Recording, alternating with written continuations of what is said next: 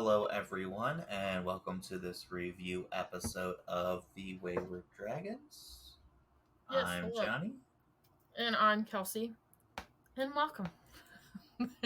where we review all of the things. Yep, so I think we should probably start with you reviewing your wedding and your honeymoon and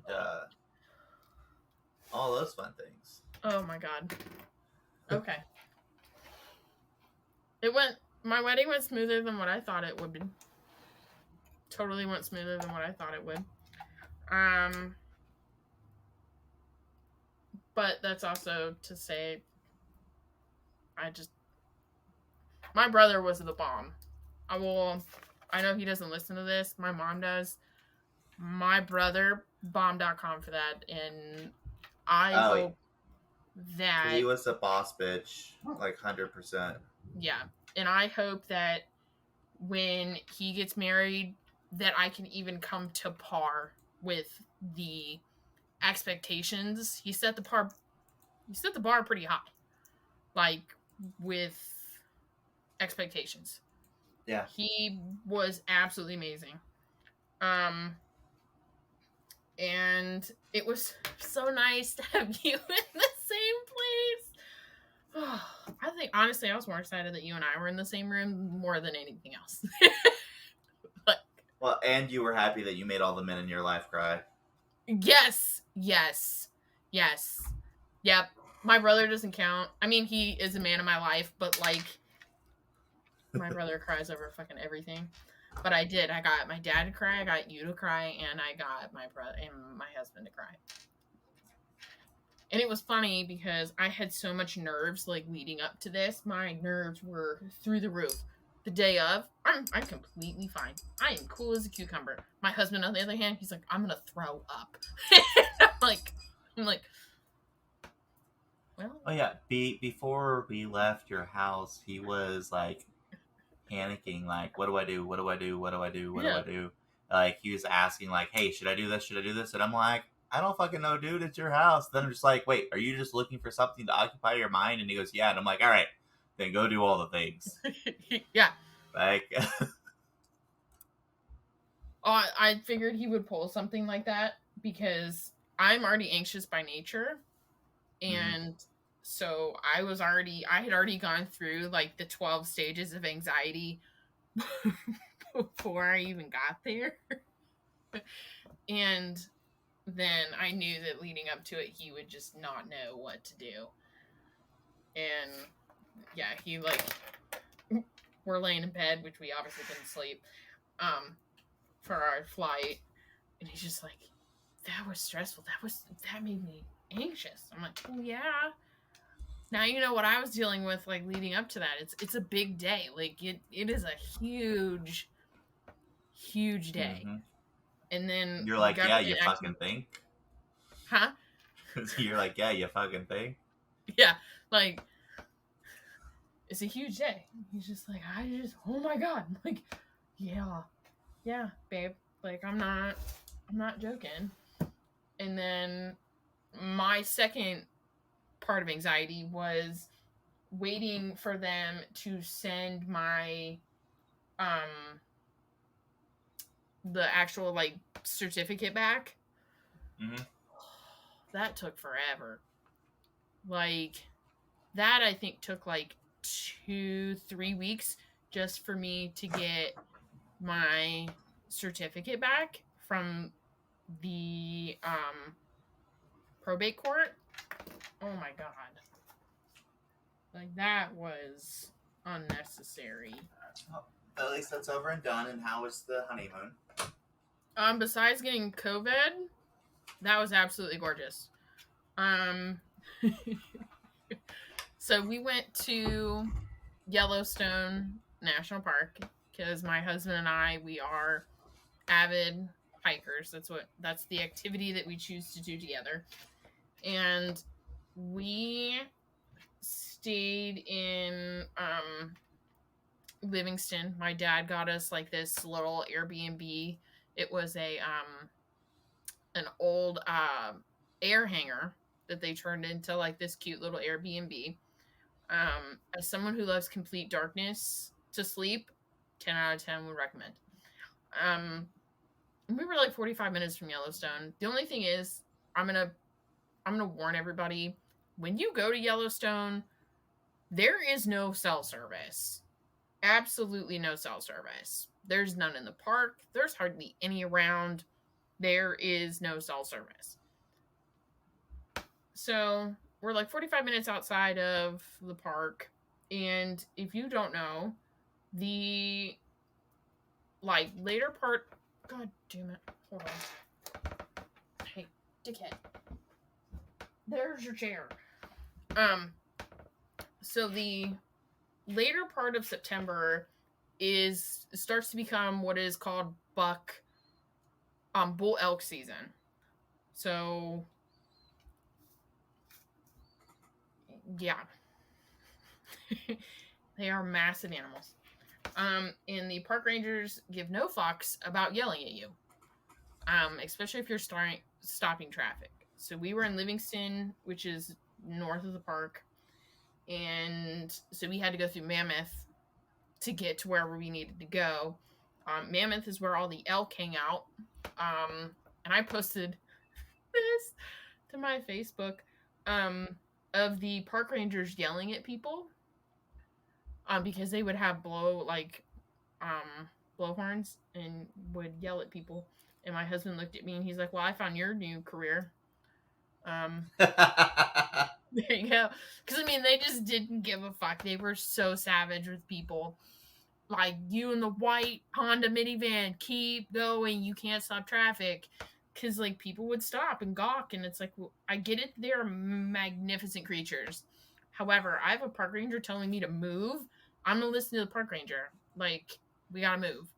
Yeah. So, Madison Springs, that was full of the elk. They'll close down. They were closing down parts of the little town right there because there was a couple massive bull elks that would just kind of hang out. The springs themselves were beautiful. The only thing is because it is a thermal hot spring, just be careful that you are going to smell like sulfur. You're going to smell like farts. There's nothing you can do about it. And then everywhere else, there's just bison. Fucking everywhere. And then we were going to Old Faithful. Almost got hit by a moose. Coming up the side of like a embankment. Didn't know he was there. Almost died there. And then, out of morbid curiosity, because it's rut season, there was a bull elk that died in the mud volcano. And the mud volcano is like this big flat. Like, there is a volcano. It is mud, but it's just a huge, like, flat too. That's and crazy. They think that the bull elk died in rut, and because we were going to the canyon, and we're driving, and it looks like the news broadcasting outside of a courthouse with like a major case, you know, like the line of photographers and cameras, you know. Mm-hmm. That's what it looked like on the side of the road. And there was a sign that said like bull elk carcass in mud volcano. I was like, oh cool, like we get to see a dead animal, like this is fucking cool, because that's where my weird morbid brain goes. I didn't correlate that the line of people or the photographers taking pictures of the carcass as certain animals ate the carcass. So that was kind of cool.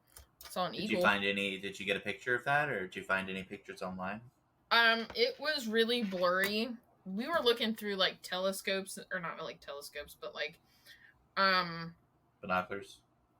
Well, he had binoculars, but there were people like set up with like really distant, like really good telescopes that we were looking through.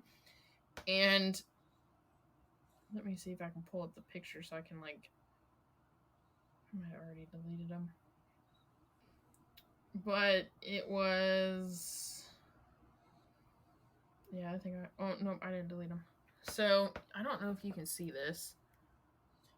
Kind of, not really. So that little blur right there, that's the carcass. Okay. And then if you zoom in, you can see ravens. So that's like what you could see with the naked eye. That, because all you could see on the mud volcano was just like this thing of horn, like antlers. And you had some people that had like pictures. They were waiting on one of the grizzly bears to come back because there was grizzly bear and wolf activity. It had died like that night, and then like the not even like 12 hours later, there was like wolf and bear activity. So they were waiting on the bear and stuff to come back. So that was like the line of people. Gotcha. But like all we could see was like the ravens and like a bald eagle or like an eagle of some form was kind of eating on it. So that was cool. We did the Grand Canyon. I fell down one trail of the Grand Canyon. The Grand Canyon. So there is a Grand Canyon in Yellowstone. Okay.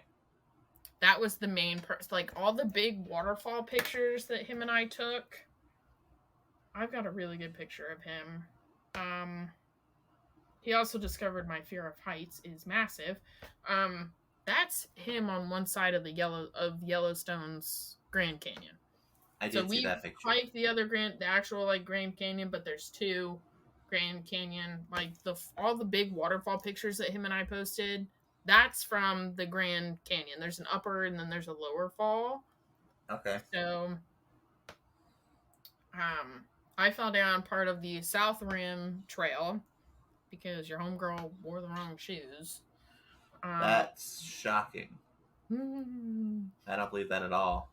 So, and then the next day we did the North Rim Trail. That was a little bit over 5, almost 6 miles total that day. That was beautiful. It's absolutely beautiful out there. The only critique I'm going to say is because there is no cell service, I thought ahead and got on the National Park Service app and downloaded Yellowstone's like maps and stuff. Please explain to me why even offline I couldn't fucking use it. Yeah, that doesn't make any sense. So I feel like that kind of defeats the purpose of having the app. Yeah, that's what I thought too. Because I thought I was like thinking ahead of like, oh hey, I'm gonna like download the National Park Service app. I'm gonna download all the Yellowstone stuff, all the trails and stuff, so that way, while we're hiking, we can kind of use this. Can't access because there's no internet connection. No shit, there's no fucking internet connection up in this bitch. That's the reason why you did it. That's the reason why I did it. Bro. So that's the only critique I'm gonna have of like Yellowstone Park as a whole is there is no cell service. There is absolutely none. And there's spotty cell service outside of that too for a good minute. Mm-hmm. But that's just Montana. Well, we were in Montana. That's the only thing I'm going to critique. And the food sucked. The food sucked in the park. My husband kept making the comment, we had better food at the actual Grand Canyon. I'm like, honey, we can't control the food, okay? Like, I can't control the food. I don't know what to tell you. Right. But that was a nice, like, disconnect. Was after the whole chaos of the wedding and everything, and now it's calm. I mean, I have to order thank you cards, and that's about it for people. But even then, I'm kind of late on that. I mean, you were on your honeymoon and everything else, so. On COVID. That fucking sucked. Like, you got shit going on. Well, yeah. Well, on the new COVID strain. Yeah. Oh, God, don't get me started about working these fucking kids. The new COVID strain is mainly congestion. Okay. And, like, I felt like I was about to get another ear infection. Because, like, you clog up everywhere. Like, all of your sinus goes into your cavities. Or your ear. It was bad. Huh. And then traveling with that was even worse. So I couldn't imagine. that was horrible. But I mean, you can't help it. You can't help getting sick and stuff. But what did you think of my wedding? What did you think of the food? Everyone loved that pasta station thing. I thought it was fucking awesome. I thought the venue was gorgeous. The whole thing was just freaking awesome. Your wedding dress, even though they kind of messed it up a little bit, gorgeous, spot on. I have to say your choice of person to do the services was a little questionable, but but no, it was phenomenal. I think they did a really good job. And then it was all hands off. Like once we handed over the stuff after the rehearsal, like it was all hands off for all of us. Yeah. Like that was what I wanted. Is I wanted to be able to enjoy my time with people that I don't get to see very often. And because I didn't want to be worrying about everything, I'm already going to be worrying about enough. I don't need to add that to the mix, kind of thing. Right. So I will say they will be left a very good review. I'm just waiting on my pictures from my photographer. So I have another 2 months for those. So I hope not. Yeah. I hope not. Well, other than that, have you been doing any reading or anything like that? So here's my phone. So as normal Kelsey style, I found a series and I read the 8th book in the series. Yeah. Yep. I just pick a random number. I gotta re-verify my fucking Goodreads. God damn it. Oh, for the record, side note before I begin this. Have you ever heard of an app called Fable? I don't believe so, no. So, one of the people that I follow on the normal non-spicy version of Book Talk, his name is Warnock's Book Club. He does have an Instagram, but the point of Fable is to have virtual book clubs. Okay. With people like obviously all around the world. But it also acts like Goodreads and it kind of keeps charge of like your to be read and stuff. I don't think there's like goals like Goodreads has, but you can also you can post like booky kind of content on there too, so it's like social media in a way, like book social media. Okay. And stuff, and you can kind of start there. You can also import your Goodreads to there too. Oh, that's convenient because I would be like, fuck this. Yeah. Having to re-enter everything. Yeah. So I say that because Goodreads, I just opened Goodreads to tell you what I read, and the thing that popped up was starting soon, we're not going to be verifying through Facebook, which is fine because I verify through my Amazon account because I forget my Facebook login half the time. But like you can communicate with it's not just your friend list, it's people just everywhere. Yeah. Which I think is kind of cool. But what did I finish reading? So I finished Ink and Bone by Lisa Unger. So her Hollow series can be read out of order. And that's what I did. I picked up the last one. Ink and Bone. Which is I am shocked that you would do that. I do this all the time. So yeah, I picked up book number 5.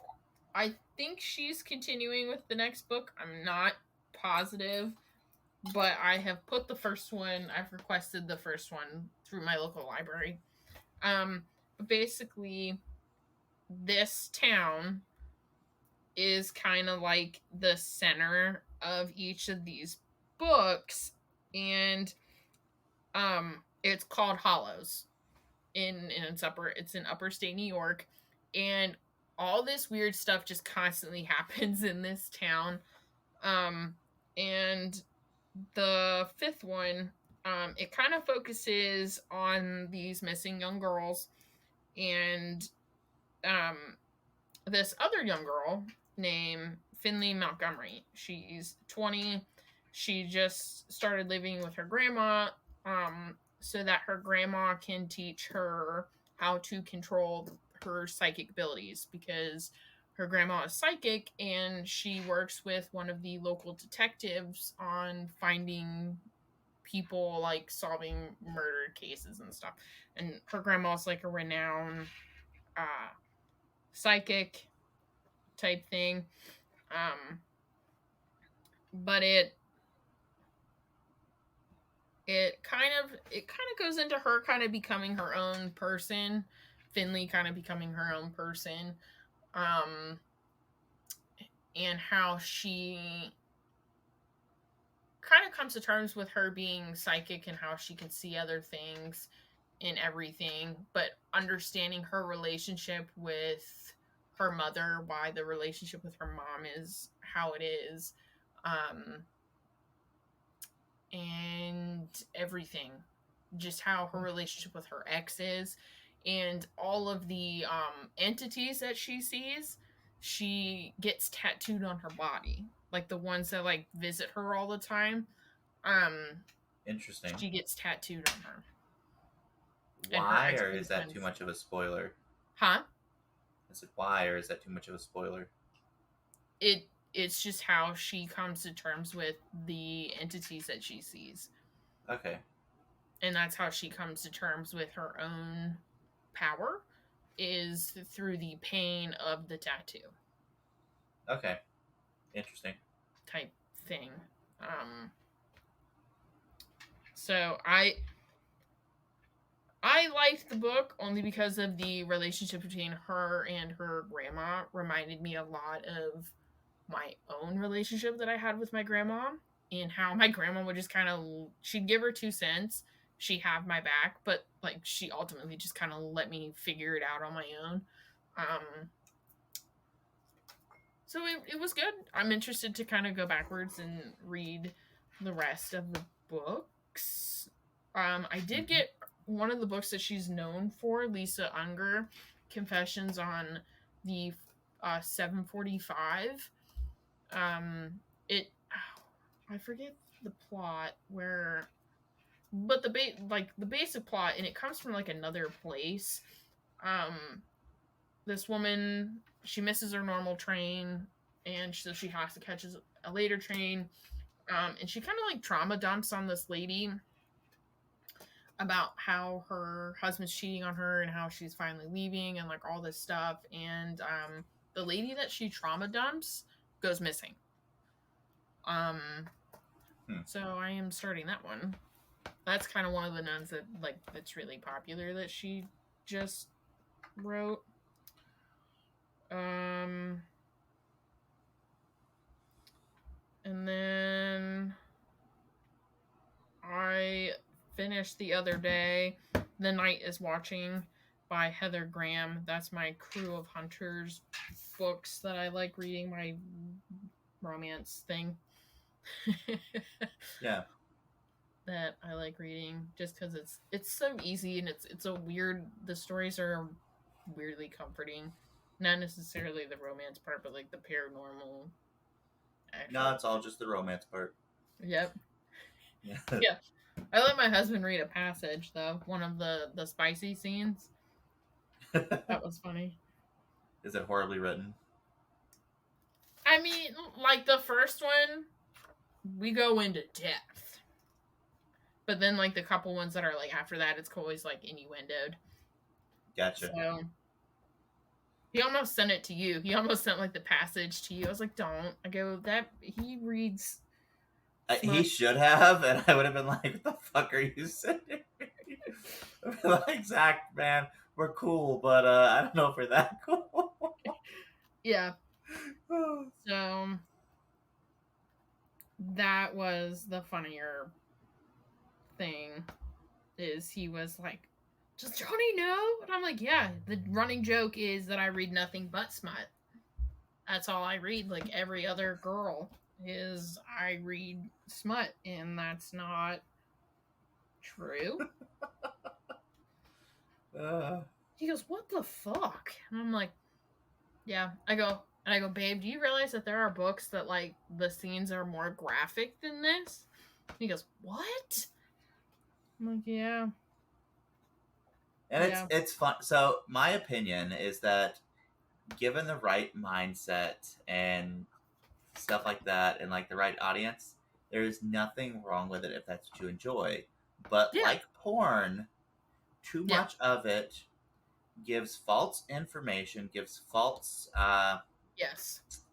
expectations, Yes. and I'm sorry, just like a porno, your love life is never going to be like a smut book. I mean, you might have that occasional like Yeah. really hardcore, intimate, romantic moment. But reality is that 90% of the time when you're getting it on with someone, it's not gonna be like that. No.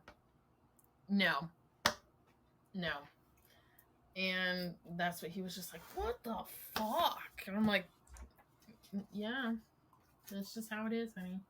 Like I like reading this. This is as far as I go into this pool.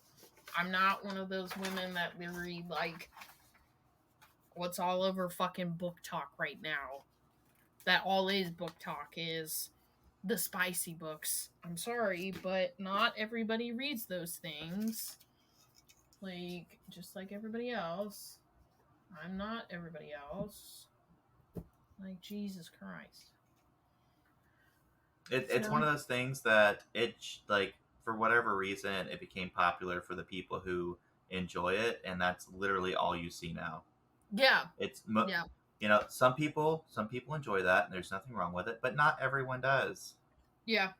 And I've had to really go down the Instagram hole to find sci-fi and mystery, thriller, horror book talk people. I have had to really, really go down that hole to find those types of people, because otherwise it's just people that make spicy book content. And I'm like, I'm not here for those reviews. I appreciate that you are at least reading, but I don't do these. Right. I don't do these. But the crew, the book 9, The Night is Watching. So basically, a skull is found in an old theater in Lilly, Arizona. And Lilly, Arizona is outside of where the OK Corral is and all that jazz. And the sheriff, who is friends with one of the leaders of the second group of crew. So there eventually becomes 3 groups of crew. This is the Sloan is friends with Logan, who is the leader of the second group. He calls Logan. It's like, "Hey, I found a skull in a theater. Can you send me like an artist?" He sends his artist. And it's this whole like enemies to lovers jackass type. He's a jackass type trope. Yeah. But I mean, eventually they find out like there's a town legend about this stagecoach of gold that goes missing, and you eventually find out what happens to that, and they fall in love. And at the end of this book, the 3rd group of crew is born with Sloan. So Sloan is going to be the leader of the other group, because there's like 39 books in this fucking series. Nice. I'm just like slowly making my way through them. I mean, you know me, I'm a sucker for long book series. Fucking Discworld. Like I mean, Discworld, Fern, there's a bunch of other ones that I've read that are just like have an obnoxious amount of books. This is the longest one I have read. I started one that I got to book like 6, and I was just like, I can't read anymore. And I forget who it's by, but it's basically like dragons are in the world, but in like human form. And there's like a human dragon, and her forte is like baking, and she has like a cupcake place in like Canada, maybe. That makes And sense. it's just like saving the world type thing. But I tried, and it also like the book series interweaves with like all her other ones. So I started reading it in like chronological order, how you should read it between all the series. I got to like 7 or 8 and went, fuck this. I can't deal with this because it's like werewolves and weird hierarchies of werewolves and dragons and vamp. It was just. I'm all for all these things. Obviously, I read a lot of that stuff, but just how this lady, Meghan something. Hold on, let me find it. Because now Damn it, Megan. it's Meghan something. Shit. I don't want. Nope.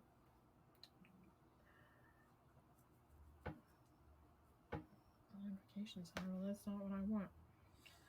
I'll find it here in a minute. What did you read? So I've been reading a bunch. Of course, we've had a few weeks like off type thing. So first off, Yeah, I went through because I realized that I did not have not read the entirety of the Chronicles of Narnia. yeah, I So I saw did that you that, were kind of slowly going through and let me that. tell you, while I knew there was a lot of Christian undertone with those, I did not realize they were as problematic as they are, because Oh, they are yeah. like super Islamophobic and super uh, anti-Semitic. Yeah. And I was like, wow, I did not realize these were that fucked up. Uh, Yeah. 2 out of 10 would not recommend. The reason why I'm giving it as high as a 2 is because, there is interesting lore and interesting uh, backstory, and the creativity is definitely there. But it's just like, bro, what the actual fuck? Yeah. Yeah, there's a lot of problems there. So, and then, of course, I've been kind of slowly doing a lot of the uh, dungeon book series, like the Dungeon Core series, stuff like that. So I Yeah. did one, or technically it was 3, called Bio Dungeon, which is basically this guy has a dungeon inside of him, and so he's like sick and has cancer, and the dungeon's keeping him alive. Why did you show me Me- that? That was creepy. Megan Doolidge, Doidge. She's the one that has a very confusing timeline.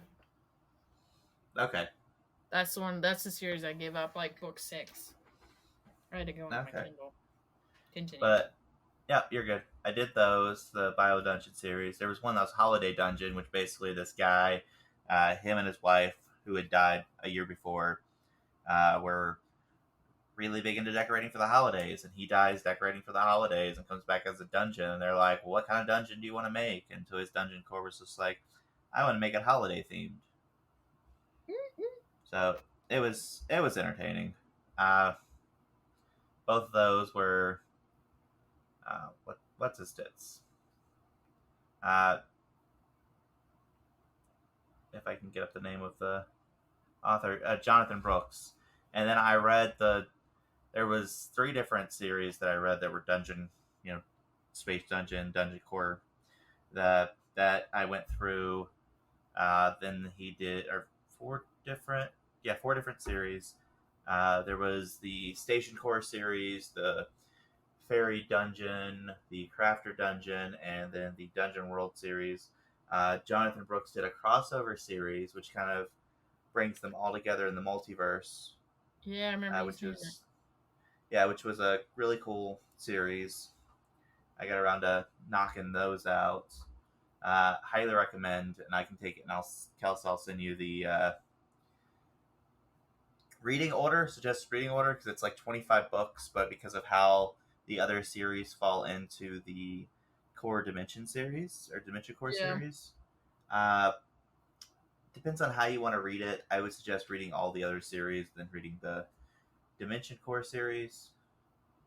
Yeah. So I did that.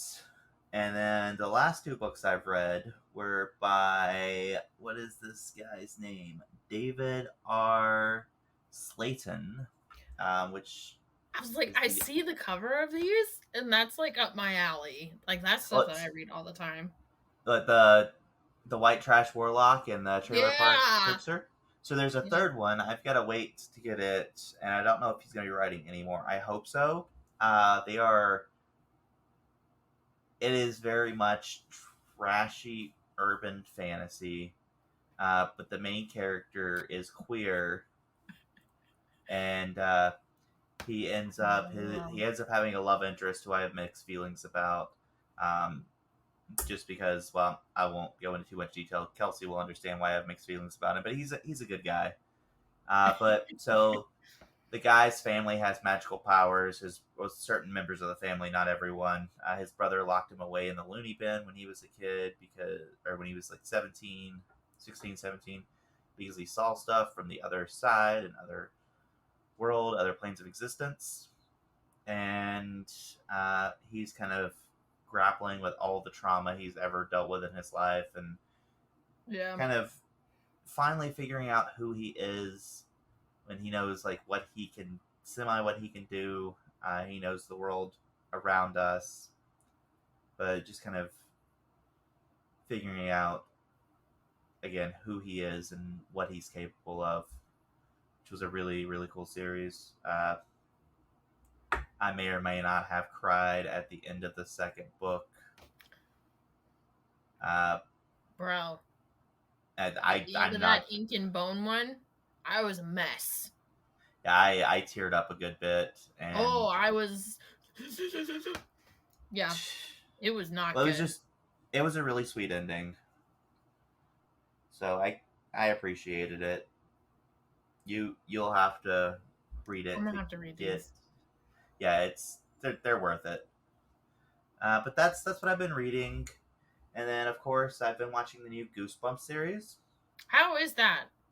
Oh my gosh, yeah, I love it. I've seen people who don't care for it online, but you can tell the creators were millennials that really loved the series. Yeah. Justin Long plays in it, which I freaking love Justin Long. He's a great actor and does not get enough love. But you can tell they were big fans of the original series. You can also tell that they probably have teenagers because of some of the lingo they use, because it was made for the family. Like, it is very much a family show. Okay. And some of the lingo they use and some of the stuff, it's like, yeah, this is the weird things that teenagers say now. Oh. I'm gonna my nieces and nephews. I have no idea what they're saying. But it was really good, and there's a gay character who, you know, it's how I like to see gay characters. Okay. Because they just happen to be a character that's gay. They don't feel a need to say, hey, I'm a gay character. Just like with anything else, you know, it's not diversity for diversity's sake, and they don't feel a need to point out that they are being diverse.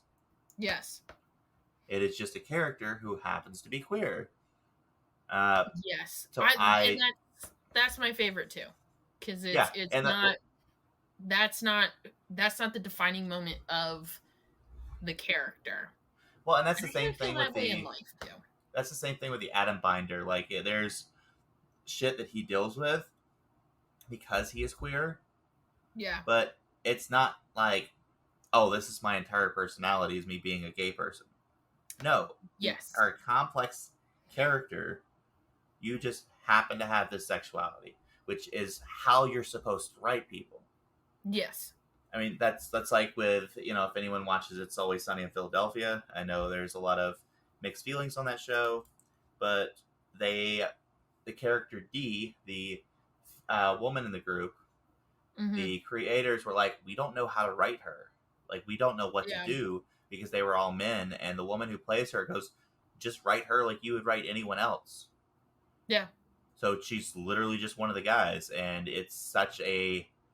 I mean, obviously the show itself is a complete farce, and there's some really wackadoo stuff in there, but it is more accurate than a lot of other depictions of female characters written by men, because she's just a character, because you don't need to take it and draw to the fact that, hey, she's a woman, so she's going to act like this. Guess Yeah. what? Everyone has a fucking personality. Yeah. Yeah. Well, and I kind of feel about that with like real life, and I can go on a tangent about it. But I I mean, feel if like you want to, go for it. well, like I understand that we are becoming more aware of who we are as people in society, and I understand that we are no longer shaming things that used to be shamed. My problem is you being that, you being whatever label that is, and if you constantly bring that up in a conversation and that's like your whole personality is you being this label, and you don't really bring anything else to the table, I have a really hard time with that, because you as a person, you are a very complex human. Everyone is more than just one thing. You can't let labels define you, and when you let a label like being, for example, gay, we'll just use gay as the example, when you just define yourself as being gay and that's your whole personality is you being gay and that's your label and that's you and that's everything you have to the table, I'm going to have a really hard time connecting to you, because you aren't bringing anything else to the table. You are more than just that one label. And I feel like that needs to happen a little bit more in life. Yes, you are gay, but what else are you? Do you Yep. like to garden? Do you like to knit? Do you crochet? Do you like to volunteer instead? Yes, you are gay. You are this one label, but what else are you? You're not just one thing. You're allowed to be multiple things. And when you let that one, I have a very hard time with a lot of people letting one label define them as a Yep. 100% agree. human. Like, Like, it's regardless of what the label is. yeah, Like, yeah, you have people who are like, oh, I'm a stoner. That's great that you're a stoner. That's fine. I have no but problem with people who, like, what else are you? actively get stoned or, smoke weed or anything like that. But it's like, you're more than just that. Don't let Yeah, one thing define your entire personality. yeah. Well, and Like, then you let those one people, when you don't get along with those one people, then you become very anti whatever label they are, and it's like, no, I'm not anti whatever, I'm just anti you, yeah. I whatever mean, you are as a person.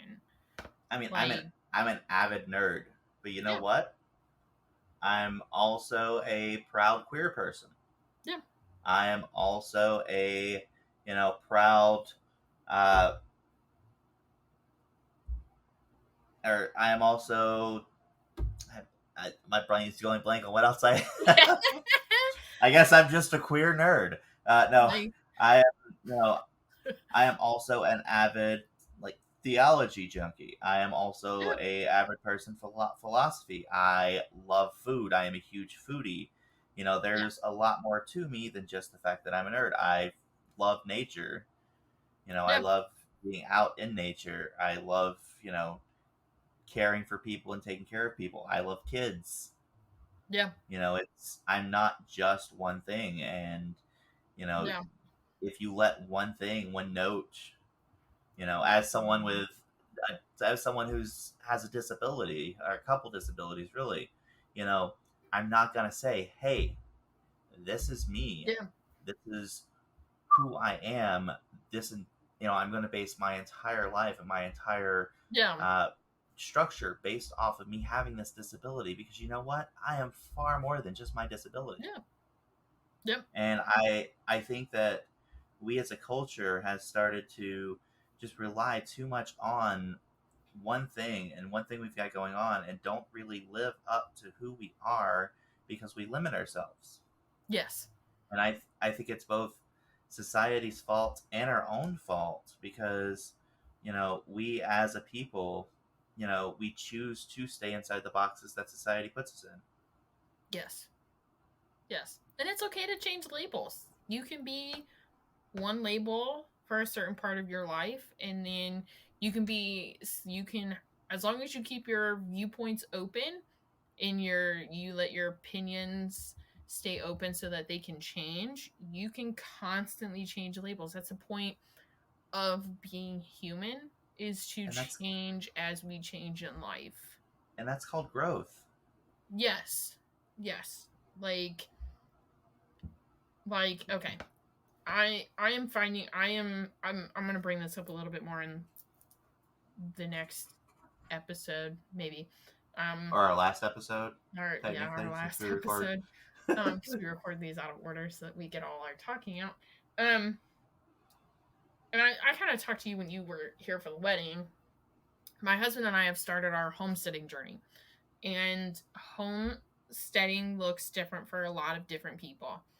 For me, and this has always been my goal, is I want to make everything at home as much as I humanly can. Grow as much of my own food as I can.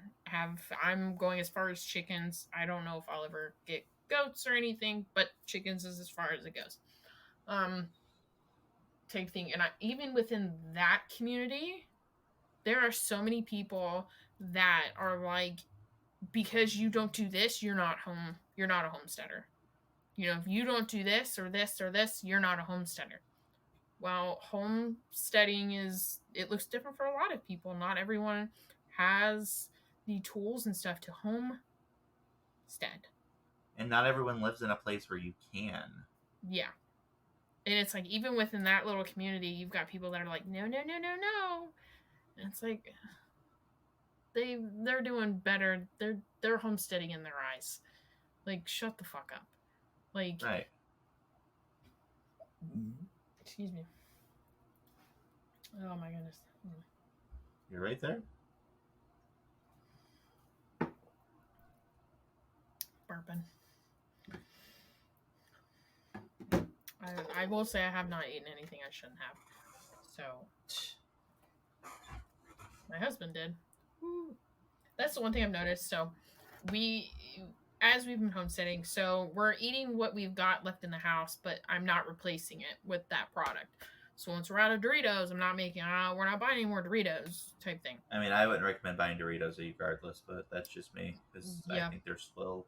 Oh, fucking love Doritos. Don't get me started.